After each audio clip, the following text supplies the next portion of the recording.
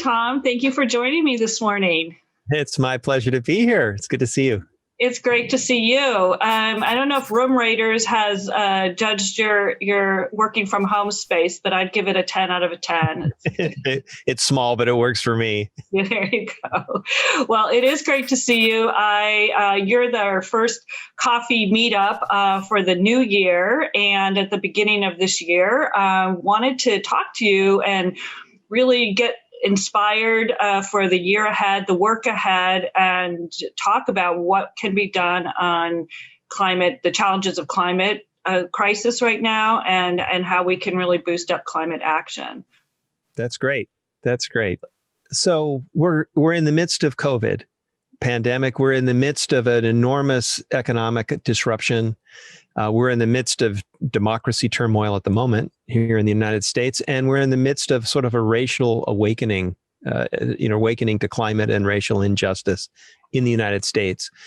And it's a hard time, but these times are inflection points, and they're great opportunities to rebuild in a way that solves some of our most pressing challenges, like climate change.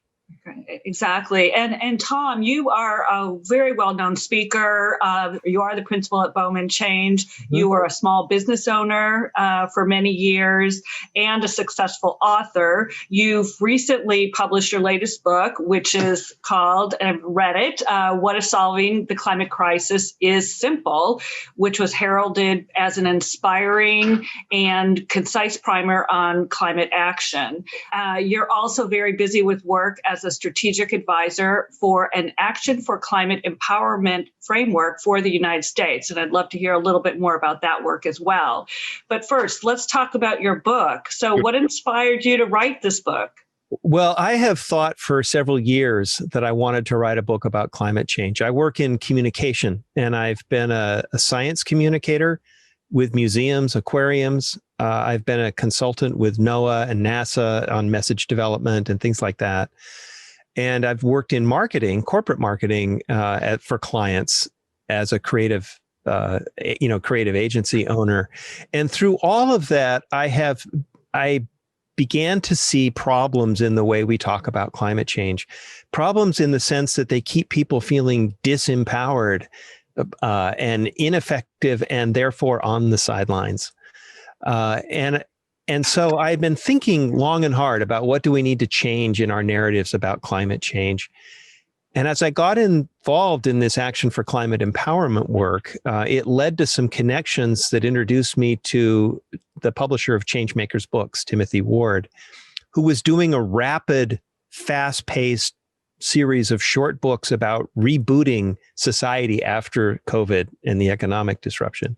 And he asked me if I would write a book about it. In your book, you really focus on that the key to climate action is simple: reducing greenhouse gas emissions.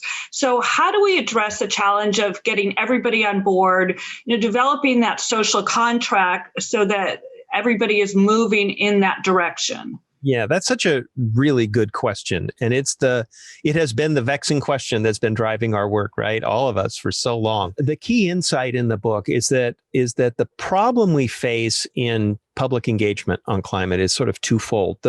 People don't have a sense of hope.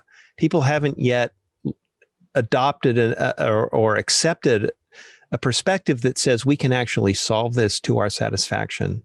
And nobody wants to rearrange the proverbial deck chairs on the proverbial Titanic. It's not worth it. And so we need to build hope, and it has to be realistic and credible. The problem is that the way we've been taught to think about climate change is that it's an incredibly complex thicket, like a Gordian knot of interacting and entangled global systems, everything from food production to global transportation, to energy generation and storage and distribution, to urban infrastructure, buildings, waste management, forestry practices. It goes on and on and on, right? And international finance and development aid. And as you try to solve any piece of this, you pretty soon find that you're pulling on other pieces of this, right? So you're thinking about food choices as a consumer, and you're caught in this dilemma about, do I need to buy local food, or should I buy organic food, or should I change the foods that I eat?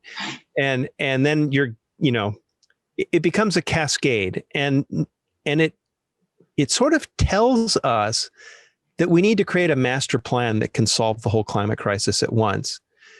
And that's something none of us is capable of doing. We sort of look to government to create that, but that's not really how government works either. And even if we had a master plan, who would implement it? Since it's so big. And this is a fundamentally flawed framing of the problem, because it leaves, there are people who need to assess and analyze markets and finance and transportation. That is a job. Those are jobs that matter. But for most of us, it tells us that it's way out of our hands. And so the central image of the book is to this is something I learned from an art professor. When I couldn't get a painting to work one day, he came up to me and he said, hang it upside down and go home. Because when you see it the next day, the problems are going to reveal themselves. And that's a terrific strategy. I've used it a lot for years, and it applies to everything. So the crux of it is there an assumption that we make in our thinking about climate change that is fundamentally flawed, or is preventing us from seeing opportunities? And yes, it's that wicked problem thicket of entangled systems. And if we turn that upside down, set it aside, what do we see? Well, we see that we really only have one thing to do, and that's to stop burning fossil fuels, and to do it quickly, and not to fail at doing it, right? Because we don't want the consequences. So the mantra becomes a very actionable, straightforward, simple statement: stop burning fossil fuels well before mid-century, and absolutely, positively do not fail. From this perspective now, we have an actionable imperative, right? Because every organization, every household, can apply this to the decisions we're making every day anyway. I don't know how to solve global transportation, but I know how to think about how much shipping I do in my business, that kind of thing. And so it brings the climate problem closer to home, where people live, and closer to the things that they care about. And it tells us that the real power in climate action is local. And that our diversity is our strength, that our creativity and the diversity of the things that we invent is our strength. And the fact that we don't have a master plan to solve this isn't a problem, because as we take steps, we're going to create new opportunities that create new opportunities that create further new opportunities. And that's how social change really works. So talking about that aspect of addressing the climate challenge, strategic collaborations are very important. You do have this knot of networks that are both a challenge, but also an opportunity. Right. But individuals need to take the responsibility and take the actions that they can within their personal or workspace, and then within their network. Yeah, social sciences have found that one of the things that's holding us back is that not enough people talk about climate change, and not enough people talk about taking action to solve climate change. Because of our membership in the Registry, when I decided to decarbonize Bowman Design Group, we won a statewide award, Small Business of the Year award, from the California Air Resources Board. And the best part about that was that a couple of years later, I was invited to come speak to the next group of honorees. And I decided not to tell a typical business story. I decided not to use business language to talk about what motivated me and what we gained. Instead, I decided to talk about what my real motivations were, which were very personal. And so I told that story. I talked about my frustrations. I talked about the thrill of discovering how meaningful our accomplishments were to the people who worked in my company, and how it changed the nature of our interactions with one another, and how fulfilling that was. And when I was done, one of the honorees asked for the microphone, and she told a very personal story about her motivations. And when she was done, another guy asked, "Can I say something?" And he talked about his personal commitments and motivations for reducing emissions. And the microphone went all the way around the room.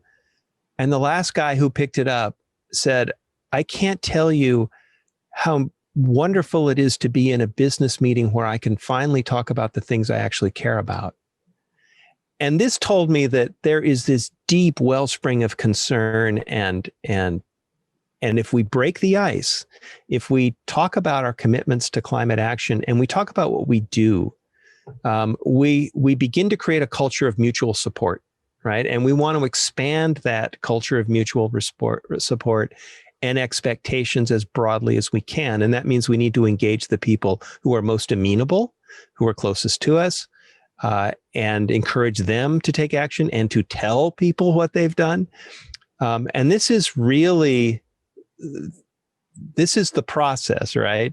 And the ACE work, the Action for Climate Empowerment work, is basically a grand scale version of this work. The idea is to create a national strategic plan that aligns with the Paris Agreement. This is part of the Paris process.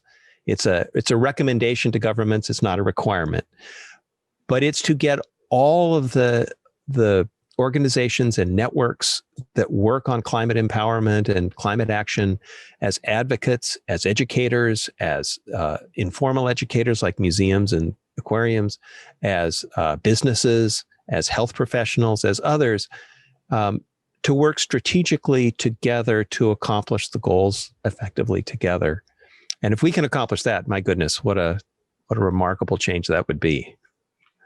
Exactly. So Tom, you have a lot of, I think you have a lot of hope for the future in terms of addressing the climate challenge and being able to do so and take action on it. Where do you find your hope, this wellspring of hope that you have?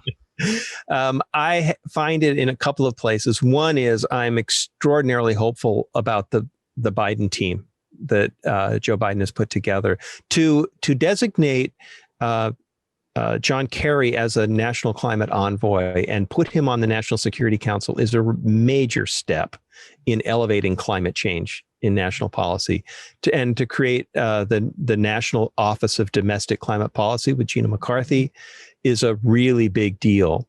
And so there's hope, right? And there is also an enormous amount of work. The registry's membership is large.